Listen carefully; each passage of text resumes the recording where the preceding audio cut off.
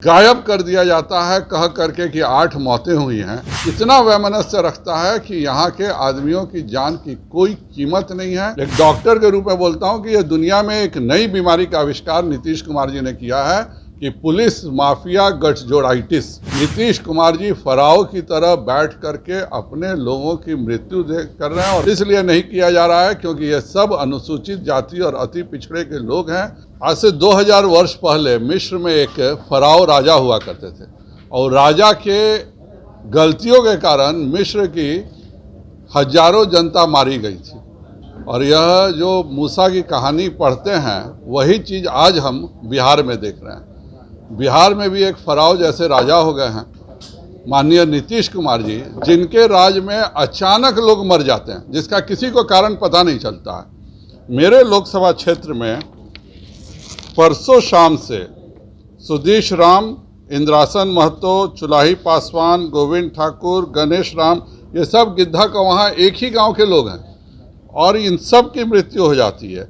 आज उसी इलाके में बुनियाद पासवान की मृत्यु होती है और यह सब कहा जाता है कि न जाने कौन सी देवीय आपदा हुई जिसके कारण यह सारी मृत्यु हुई है। बगल में हरसिद्धि के और तुर्कौलिया का जो भाग है, मेरे पूर्वी चंपारण में 24 से ज़्यादा लोगों की हत्या जहरीली शराब से हुई है, जिसमें मेरे लोकसभा के भी ये 7 नाम शामिल हैं।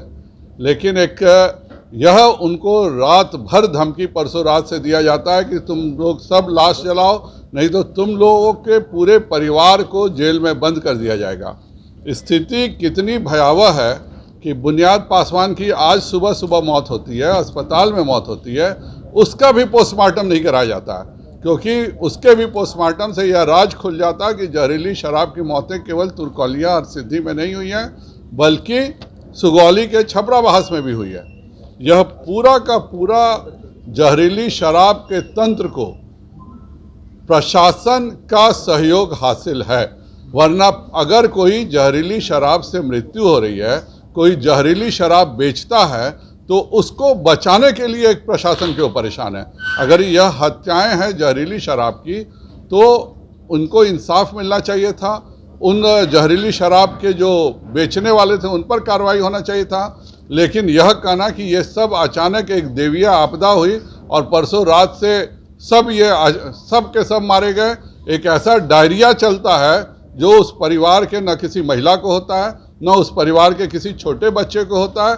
ये सारे जो कमाने वाले मर्द हैं इन सबों को एक अलग से डायरिया हो जाता है। ये मैं एक डॉक्टर के रूप में बोलता हूँ कि यह दुनिया में एक नई बीमारी का आविष्कार नीतीश कुमार जी ने किया है कि पुलिस माफिया गठजोड़ाइटिस, और इसी के तहत यह सारी मृत्यु हो रही है। यह सब हत्याएं हैं। आप कहते हैं कि जो पीने वाला मरेगा और जो पिलाएगा उसको उस पर कार्रवाई क्यों नहीं होगी।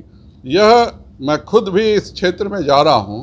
यह सारे हत्याएं हैं और हत्यारों को बचाने का काम प्रशासन कर रहा है। अगर यह जहरीली शराब से मौतें हुई तो क्यों छुपाया जा रहा। आज सुबह इनके माले के विधायक गए थे लेकिन पुलिस प्रशासन का इतना दबाव, इतना टेरर था कि किसी ने भी पोस्टमार्टम नहीं कराया। आप कहीं पर भी किसी की हत्या सुनते हैं तो लाश वहाँ से अग्नि का जहाँ पे आग लग रहा हो वहाँ से भी उठा के लाते हैं। किस कारणवश आज भी सुबह अगर पोस्टमार्टम नहीं होता है वहीं पर बिजली महतो और नारायण महतो की आँख की रोशनी चली जाती है। ये एक बच्चा भी जानता है कि मिथाइल अल्कोहल पॉइजनिंग अगर हल्का हो तो आँख जाता है, उससे ज़्यादा हो तो मृत्यु हो जाती है। ये सब एक गांव की घटना है। नीतीश कुमार जी फराव की तरह बैठ करके अपने लोगों की मृत्यु कर रहे हैं और ये सारी मौतों पर इसलिए नहीं किया जा रहा है क्योंकि ये सब अनुसूचित जाति और अति पिछड़े के लोग हैं और इनकी गिनती यह सरकार कराना उचित नहीं समझती है, इनको न्याय दिलाना उचित नहीं समझती है। मैं पुनः मानवाधिकार आयोग में जाऊंगा और फिर यही नीतीश कुमार जी का रुदाली होगा कि क्यों मानवाधिकार आ रहा है। पिछले बार भी 28 मौतों का उनका आंकड़ा था, मानवाधिकार आयोग ने माना इसको कि 72 मौतें हुई हैं। ये आपके अखबार में ये पूरी लिस्ट निकलती है और इस पूरी लिस्ट को गायब कर दिया जाता है कह करके कि 8 मौतें हुई हैं। यह बताता है कि यह प्रशासन जन विरोधी है। यह प्रशासन बिहारियों के प्रति इतना वैमनस्य रखता है कि यहाँ के आदमियों की जान की कोई कीमत नहीं है। हम लोग खुद इस जगह पर जा रहे हैं और मानवाधिकार आयोग को और अनुसूचित जाति आयोग को बुला करके इन मृतकों को निश्चित तौर पर हम इंसाफ दिलाएंगे।